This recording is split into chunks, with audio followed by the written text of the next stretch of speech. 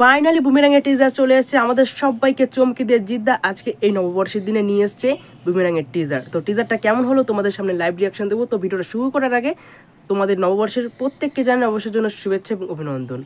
তো চলো আজকের ভিডিওটা শুরু করা যাক। বন্ধুরা, জিদ্দার বুমেরাং সিনেমার টিজারটা আজকে রিলিজ করেছে, যেখানে প্রথম থেকে শেষ পর্যন্ত টিজারটা আমাদেরকে বসিয়ে রেখেছে। টিজারটা আমাদেরকে ভাবাচ্ছে যে জিদ্দা কীভাবে নিজেকে হিরো স্টাইলস করেছে এবং জিদ্দা কীভাবে নিজেকে প্রতিনিয়ত চেঞ্জ করছে। জিদ্দার বাইকের থেকে শুরু করে তার লুক অ্যান্ড ফিল এবং তার সিনেমার চয়েস করার যে একটা দক্ষতা, এতদিন সিনেমা করার যে অভিজ্ঞতা, সেটা কিন্তু ফুটে উঠেছে।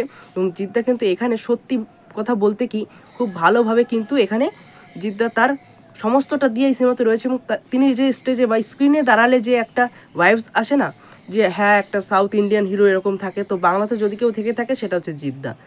যে স্ক্রিনে দাঁড়ালেই একটা কি একটা গরমা গরম ব্যাপার হবে, এরকম ব্যাপার। তো এখানে জিদ্দার তোমরা দেখতে পাবে যে জিদ্দা বাইকে এখানে চড়ছে এবং সেখান থেকে জিদ্দার আরেকটা রূপ দেখা যাচ্ছে, যেখানে জিদ্দা হচ্ছে একজন সায়েন্টিফিক্স বা সায়েন্স অ্যাস্ট্রোলজার রয়েছে।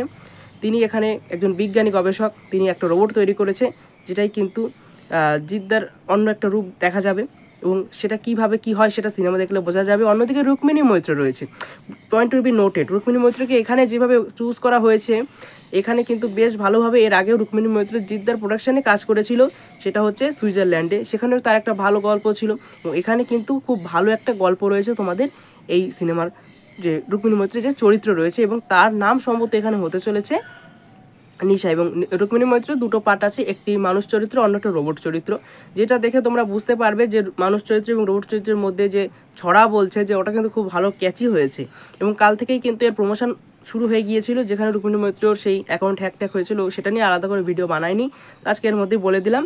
তো তোমরা বুঝতেই পারছো সিনেমাটা একটা আলাদা কিছু করবে। এর সাথে রয়েছে সিনেমাতে অসাধারণ কমেডি আছে এবং কমেডিতে অনেকে রয়েছে, ফরাজবাবু রয়েছে, রজতবাবু রয়েছে, যারা এই সিনেমার কমেডিটাকে খুব ভালোভাবে তৈরি করতে পারে এবং এখানে ফ্যামিলির অডিয়েন্সকে ক্যাচ করতে পারে, ক্লাস এবং মাসকে একসাথে করে।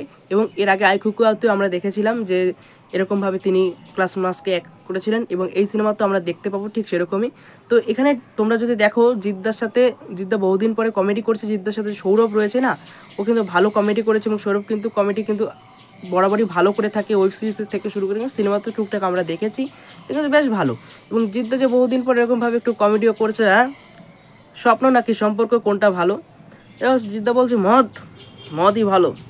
তো জিদ্দাকে অনেকদিন পরে একটু কমেডি দেখা যেত। আমরা আগে দেখতাম তোমাদের পাওয়ার সিনেমাতে কমেডি দেখেছি, তারপর আরও অনেক সিনেমা ছিল, সেই সিনেমাগুলো আগে যে সিনেমাগুলো ছিল আওয়ারাতে সেই কমেডি করতো, তো অনেক দিনটা মিস করছিলাম। এবার কিন্তু ভালো রকম কমেডি নিয়েও এসছে। তো এবার কিন্তু সিনেমাটার হলে আসার অপেক্ষায়, 7 তারিখ দেখতে ভুলবেন না।